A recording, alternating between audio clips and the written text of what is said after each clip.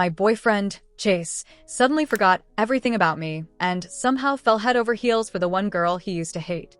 I was furious, heartbroken, and couldn't stop trying to interfere. In his obsession with his new crush, he became relentless, turning his cruelty toward me into a shield for her. Then one stormy night, he orchestrated someone attacking me.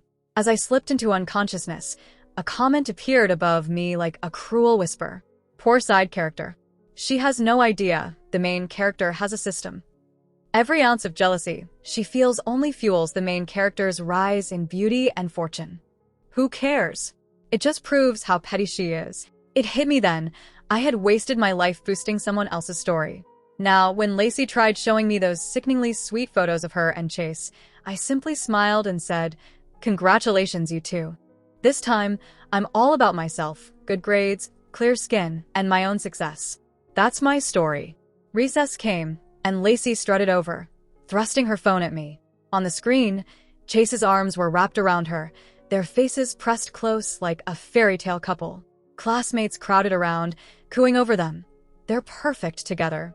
Lacey's so sweet, even with Scarlett being awful. It's obvious who Chase belongs with. Scarlett looks so jealous. Bet she mutters curses at you every night, someone whispered. She's got the looks and money. What's Scarlett even got? 6 months had passed since Chase left me for Lacey. Last time, jealousy consumed me. My skin broke out, and my family's business collapsed. Meanwhile, Lacey, once a goth girl Chase couldn't stand, had become the hottest, wealthiest girl in school. Only when I was near death did I learn her secret. She had a system that stole everything from me, even tampering with Chase's memories to paint me as the stalker. This time, I stayed calm. Lacey shoved her phone closer, her gaze sharp. "Scarlett, even if Chase chose me, can't we still be friends?" He gave me a ring, but it's too much. "I don't want to wear it without your blessing," she added, biting her lip for effect. I smiled, picked up my pen, and returned to studying. "That's wonderful. I hope you're both happy. Now, please step aside. I need to focus." Lacey's act of innocence didn't faze me. I wasn't her stepping stone anymore.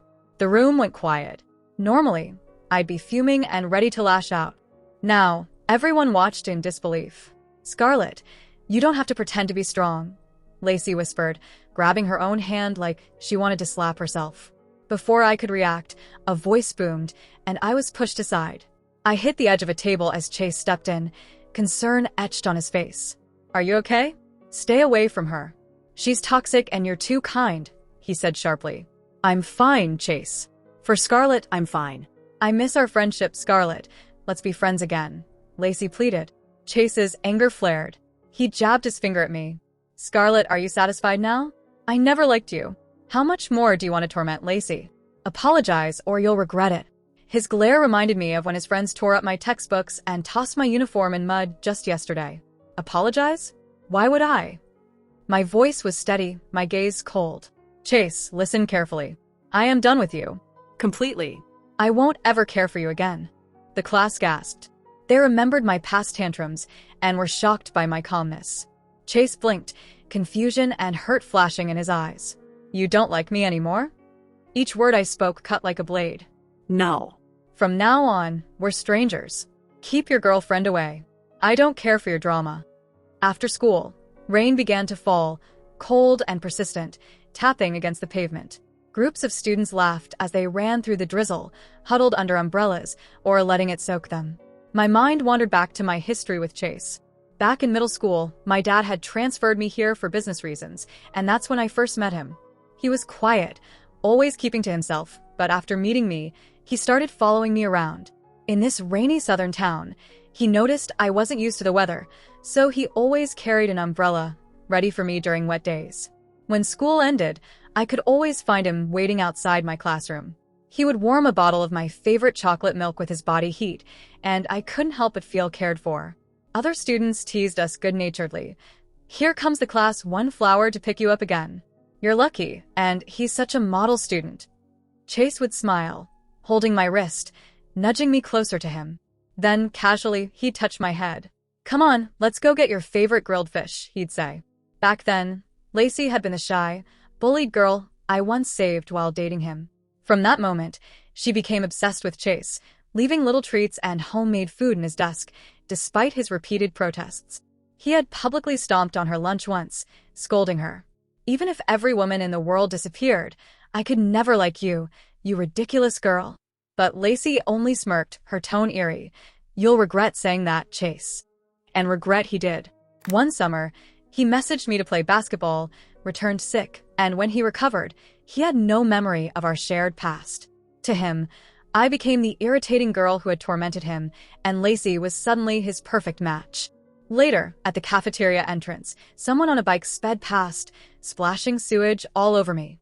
I rushed to the washstand to clean up, only to hear the usual taunts behind me. "Look at Scarlett, so messy again. She's completely given up on herself. Her face keeps getting worse. She'll never compare to Lacey. Our Lacey and Chase are perfect. Why is she still meddling? She's just trying to get Chase's attention, pathetic." I turned to see Lacey standing with her usual entourage, arms crossed, smirking. "Keep biting at me if you want," I muttered. "Let time show who wins." Chase was approaching from afar as I turned on the faucet. The black water running off my face made me pause. I took out my phone and snapped pictures, noticing something strange. My freckles had faded, and dark moles were lighter. Could this be the system working? I quickly calmed myself, slipping on a mask to avoid drawing attention. Meanwhile, Lacey clutched Chase's hand and announced loudly, "Today marks our 100th day together. I've ordered food for everyone from the hotel, plus a cake per person from Hololive." Cheers erupted from the crowd. Thanks to the system, Lacey's life seemed impossibly lucky: lottery wins, luxury purchases, and flashy brands. Meanwhile, my family suffered a financial loss of $30 million due to a loophole in our company. My father drowned his frustration in alcohol, and a medical check revealed liver damage. I will never forget him lying in the hospital bed, whispering guiltily, "Scarlett, I can't protect you, and now I've only added this burden to our family." At that moment, Chase went around handing out lunch boxes and cakes, but when he reached me, he skipped my turn entirely. "Here, these are for you," Chase said, tossing the dishes to the next girl without a flicker of emotion. The girl practically cried with excitement. I didn't bother speaking. I grabbed a simple vegetarian plate and sat down quietly to eat. I had been given a second chance at life, and I understood now how precious high school years were. I couldn't afford distractions. My focus had to be on myself and helping my family. In the massive cafeteria, everyone else held elegant dishes and individual cakes from the hotel, while I had my modest meal. Lacey deliberately guided Chase to stand in front of me, smirking. "Chase, look at Scarlett. She's so pitiful, just give her a bite, won't you?" Her tone made me feel like an animal begging for scraps. Chase, visibly disgusted, draped an arm around Lacey. The students watched, whispering eagerly. Chase's voice cut through the chatter, cold and cutting. "Does she even deserve it? Her father practically begs for pity at my house." Surrounded by sneers, I stood up, lifted my plate, and with resolve, dumped the vegetables onto Chase's head. "It doesn't matter if you don't like me, or if someone else has your heart," I said, my voice trembling slightly but firm. "But don't insult me, or my family, so recklessly." Gravy slid down his hair, his eyes wide with shock. Then, confusion and disbelief replaced his anger. His lips moved as if to speak, but nothing came out. Finally, he bolted, flustered and speechless. Soon, school administrators appeared, flanked by a boy with striking dark brown hair. All eyes turned toward him. Samson Newland, a top student, gold medalist in multiple competitions, academically brilliant and highly sought after by prestigious universities. Some had even offered substantial incentives to recruit him. But he had ended up under our principal's guidance. Oh my God, he looks straight out of a comic. So handsome. He's even more striking in person. Absolute perfection. Help. Why is he walking toward us? I ducked under a book, but Samson stopped right in front of me. His gaze felt like it was burning into my head, sending shivers down my spine. The principal stepped forward. "What is it, Newland? Do you know her?" "I don't," he replied, a slight smile tugging at his lips. Then, with a quiet, meaningful "oh," he added, as if recalling something, "Wait, did we eat together every day before? Almost like roommates." The principal patted his shoulder, satisfied. "I'll be watching your progress next year." As the school leaders left, Samson casually took a seat across from me, not bothering with formalities. You're incredible, he said. You didn't even tell me when you changed your contact info. I covered my face with my hands. Something came up. I'm not really in a state to talk to anyone right now. Scarlett, do you know each other? Before I could answer, Lacey squeezed in beside me, plastering on her most charming, composed smile. Hi, Samson. I'm Lacey, she said, but Samson Newland didn't even glance at her. Her smile faltered, and she quickly turned her attention to me. Scarlett, why are you wearing that mask? Isn't it a bit rude to meet Samson like this? As she reached toward my face, I grabbed my book and made a swift exit. Later that afternoon, I was quietly working through exercises when Lacey stormed into the classroom. Oh, Scarlett, did you know Chase is furious with you because of what happened at lunch? She planted herself next to me. You embarrassed him in public and hooked up with Samson behind our backs. How can he ever forgive you? I finally looked up, exasperated. Lacey, have you lost it? What do you mean? Hooked up? Since when does some law force me to like Chase? She didn't seem to understand reason. You really like Samson, she said earnestly, trying to convince me. I'm just being real. Someone like him wouldn't care about you. He's not interested in girls like us. Guys like him get pursued by tons of girls. He'll pick someone beautiful and from a wealthy family, she insisted. You need to apologize to Chase, like yesterday, or he'll hate you forever. I clenched my fists, barely restraining the urge to snap at her. Just then, the class president burst in, practically radiating excitement. Scarlett, congrats. Samson's leading our team for the national math competition, and he requested the department to include you. Winning gold here will boost your college points by at least 20. With him, it's basically guaranteed. The class erupted in chatter. Everyone speculated wildly. Some even assumed I had saved Samson's life or done something heroic. They'd forgotten I'd been a math prodigy myself. Gossip always overshadowed skill. Lacey froze, her fingers digging into her palms. 20 points, she stammered, forcing a tight, jealous smile. Congrats, Scarlett. 20 points. I returned a small smile. Do rich girls like you even need to take exams? Can't you just buy your way in? I knew the truth. The 30 million Lacey had gotten from the system was basically gone, wasted by her parents. That's why she was desperate to provoke me, to trigger the system to get more. Finally, Lacey slunk away, muttering excuses, only to retreat to her classroom and break down in tears. The world had been unfair, and she couldn't take it anymore. She was ready to quit school. After the last class, a group of Chase's classmates cornered me in the hallway. Chase casually spun a basketball in his hand, his expression cold. He slammed the ball at my feet. Drop out of the competition and give your spot to Lacey. It was the height of the after-school rush. Everyone knew the ongoing drama with Chase and Lacey. No one stepped in to help. They just watched, smirking. Scarlett's doomed. Remember her uniform incident? She'll get wrecked again. Who cares? With that face, she shouldn't even bother Chase. Lacey already explained everything to us. Let's see her get humiliated today. She asked for it. I shook my head, wondering why everyone assumed I was the villain, even though I was the one being bullied. Just because I hadn't been the perfect victim, just because I used to argue back with Lacey. What if I don't? I muttered, gripping my backpack straps as I tried to reach the stairs. My hand slid into my pocket to call 911. But Chase's friends were already blocking me. One of them grabbed my wrist, twisting it roughly, and snatched my phone. Ha ha ha, pathetic. You really think that little phone can help you? Give it back. My dad bought this for me. I yelled, but before I could react, they kicked it down the stairs, stomping it to pieces. Tears blurred my vision. You're going too far. I curse every one of you. Chase smirked, eyes sharp and cruel. Scarlett, you know what I can do. Take her away. I want to speak with Miss Lynn alone. I struggled, but they dragged me down the stairs by my hair. Humiliated, crawling along the floor in front of everyone. Suddenly, the roar of a motorcycle cut through the chaos. A figure in a helmet hurtled toward us. If Chase's friends hadn't jumped aside, they would have been seriously hurt. What the hell? Security, let this guy in? One yelled. The next moment, the biker removed his helmet and punched him square in the face. Blood flew. I couldn't believe it. Samson, usually so calm and collected, had turned ferocious. Chase and his 3 friends didn't stand a chance.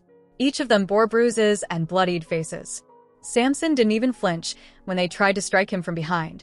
His focus was only on Chase, pounding him to the ground. Everyone froze. Even the school leaders had to step in.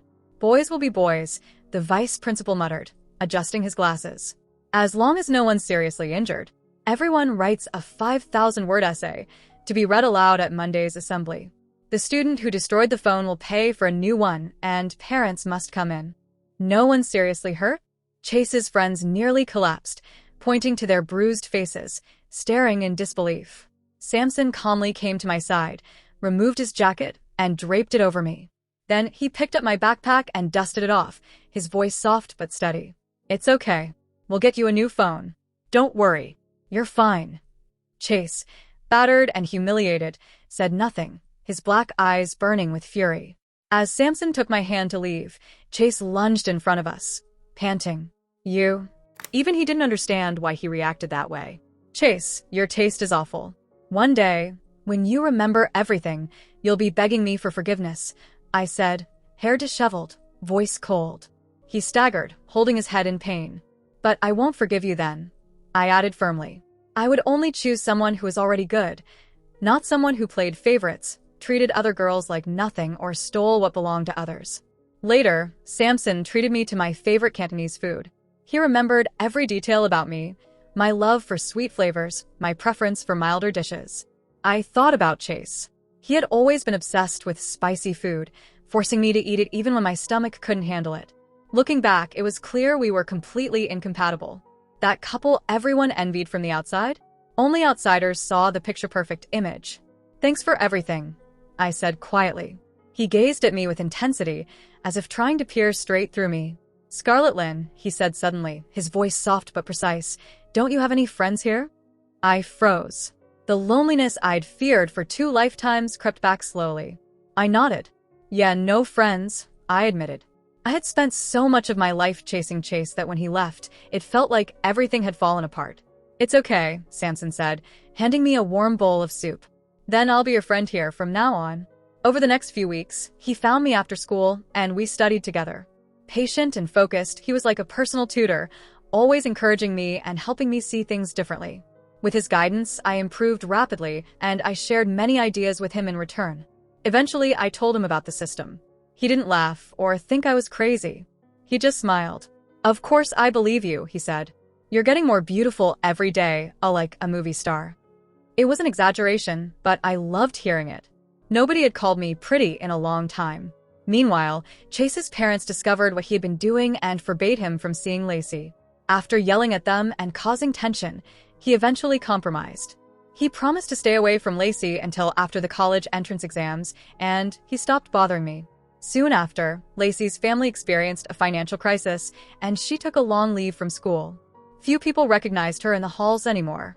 The math competition arrived, with the school covering all our expenses and giving us a week to prepare. The competition went even better than I had expected. Our school was thrilled and promised a celebratory party. On the way back, Samson and I discussed college plans and our futures. Suddenly, my phone buzzed. The group chat was blowing up. A tweet had gone viral, topping the school's trending topics. Hashtag ugly girl gains college points by flirting. The post twisted my story with Chase and Lacey, painting me as an ugly stalker who used Samson to rack up extra college points. The comments were vicious. "Since when can ugly people play the academic game? She's shameless. Why go after a simple, handsome guy?